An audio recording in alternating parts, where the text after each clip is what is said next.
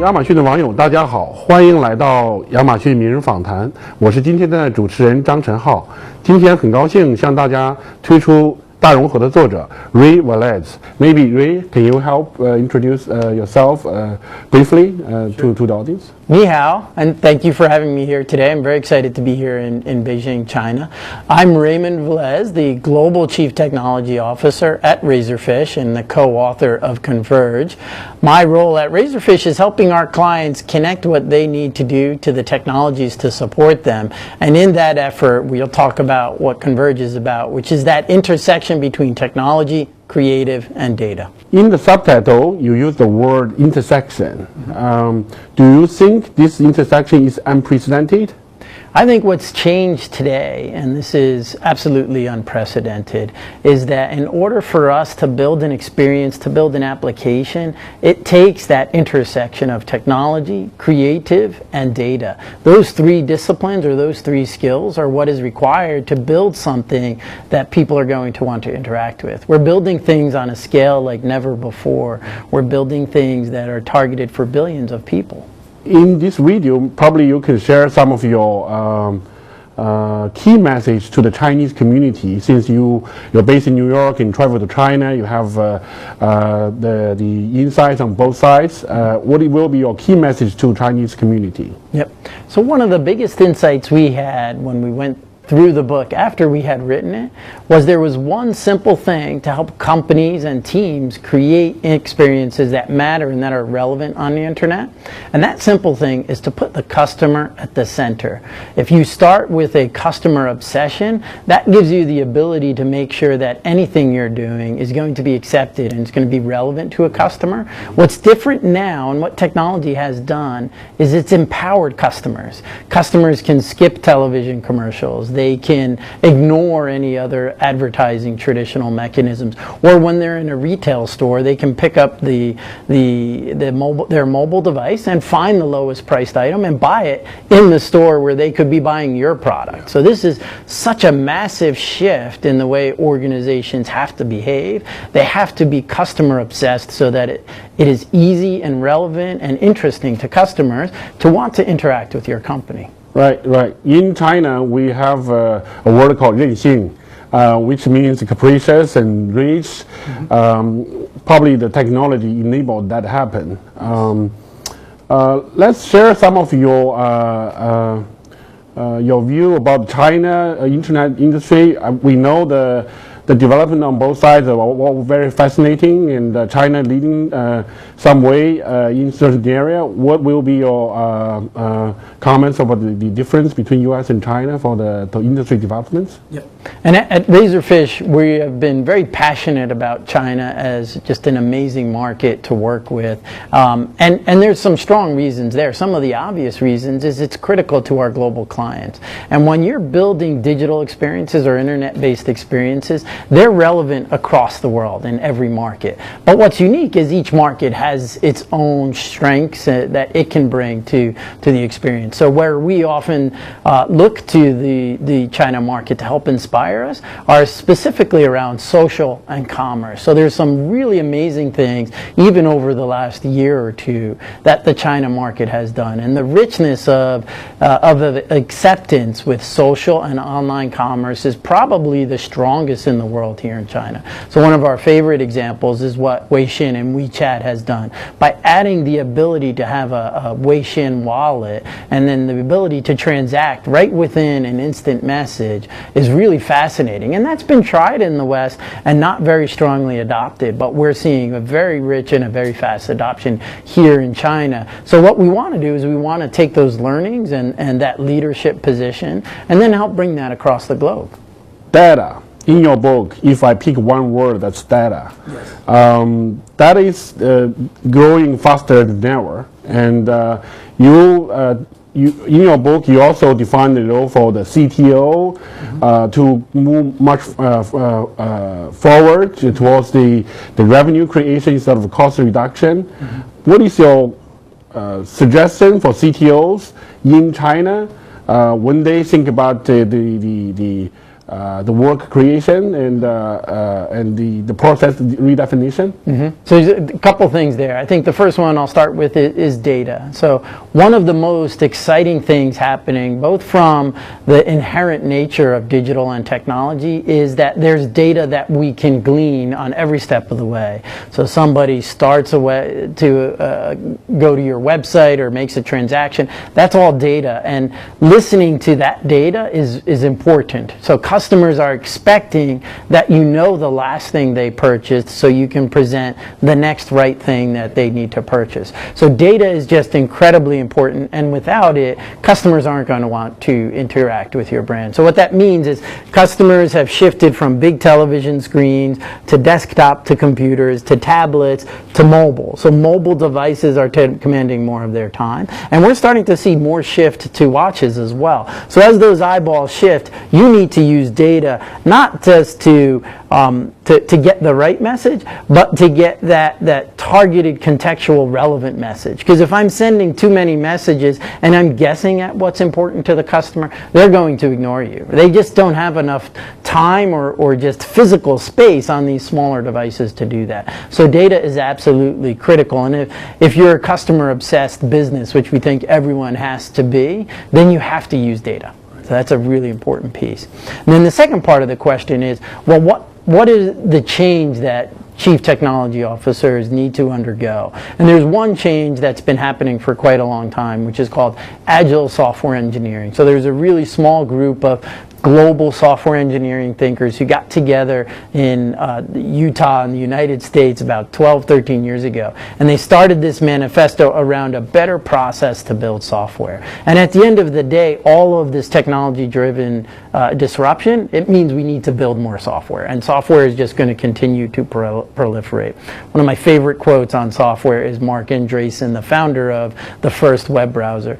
He said, "Software is eating the world." And that is absolutely true. And if that is true, we better very quickly build relevant and interesting software. And the best way to do that is to leverage data and to use agile software engineering processes. Absolutely. Data is eating up the world, but also eating up the certainty, and people become very, very worried about the privacy and the data safety.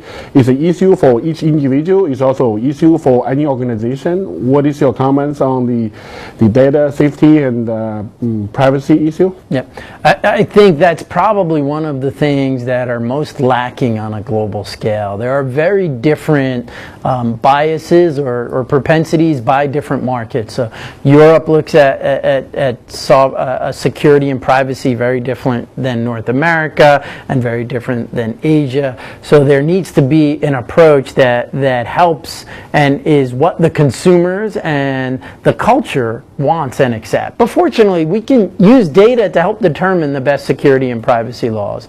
We can use data to test what are consumers accepting within different markets, and you could scale it back or up or down. I think different than privacy and consumer exception is security, and there can be no lax approach to security anywhere you go across the world. And I think fortunately we're starting to see a lot of innovations come out of cloud technologies that allow us to do a really good job of it.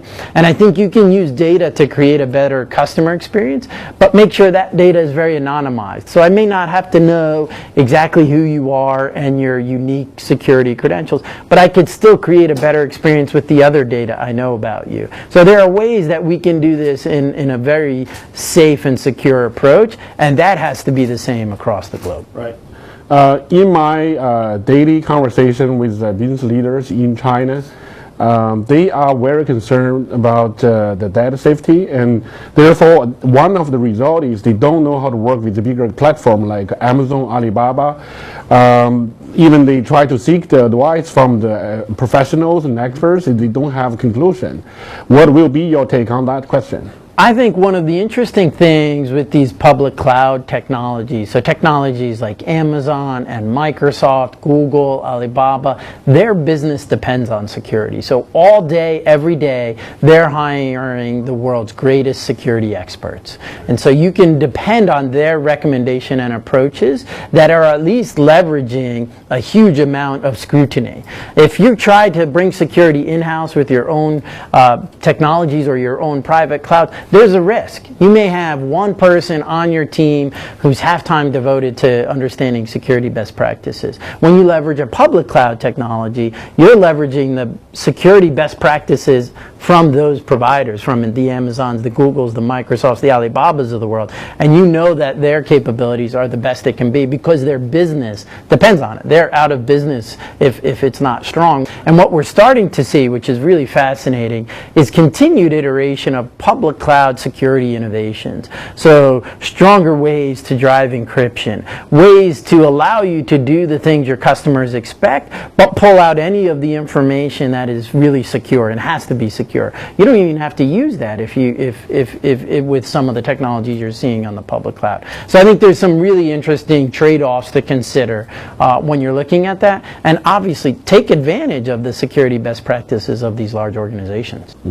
I can feel that you're a big supporter for the idea of building a matrix instead of the traditional structure. Yeah. Definitely that's a hot topic in China nowadays too. Yeah. Maybe my last question to you, what is your suggestion to any CMO and CTO when they think about the data and when they want to build up a team, recruit more data scientists, even people don't know and how to define a data scientist? What is your answer to that question? Well, I think the first thing is these organizations have to be open to data science in a different way, right? So, for example, in the advertising industry, they've used data for decades and decades and decades, but the role has been very backward facing. So let me check with the data scientist to get a report that looks back. It's never very forward looking, and it's more, give me the report and the insights, and then, okay, go back and play with your spreadsheets. And what I would say is to challenge that thinking and start to look as data as predicting your future. So changing the way you budget your activities, changing the way you create your creative idea, changing the way you write your native application or your website. So data becomes a more important role. They have a seat at the table. And then what I would recommend is understand what we mean by that. So understand what makes data science different today than it was decades ago. That's enough of all my question, and maybe you have any final words about the next decades about China, and I'll give that final moment to you. Yep. So one of the last chapter in the front half of the book where we talked about these mega trends that are driving technology disruption, we called it ubiquitous computing, which is a classic computer science term. Today it's known as the Internet of Things, and I understand in China the premier is calling it Internet Plus as well. And what the Internet of Things is, just one of the most exciting things I've seen as long as I've been in this industry.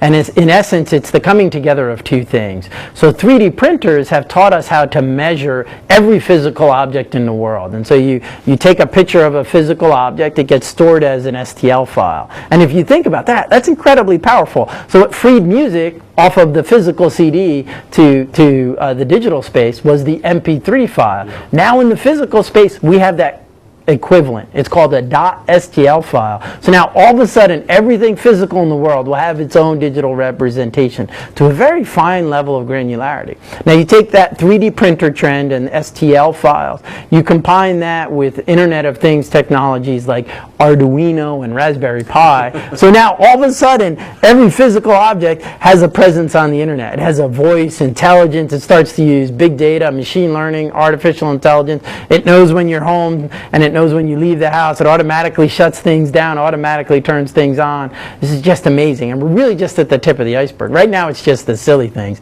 When I set this up at home, I set it up so that my lights would turn blue when it started raining, when I could have just looked out the window and saw the rain out there. But it was an experiment. And so now when I check in on a technology like Foursquare or Twitter or whatever, my family knows where I'm at. The lights blink a little. And so it's very exciting because we're just in those early days, and pretty soon we're going to these things will, as the classic computer science definition says, they'll seamlessly weave themselves into our everyday lives, and that's just incredibly exciting. And next time, if I have to have someone help me calculate when Chinese xiaolongbao can go to New York and looking for the advice from a data scientist, I will be looking for you. That's right. All right. Thank you. Thank you.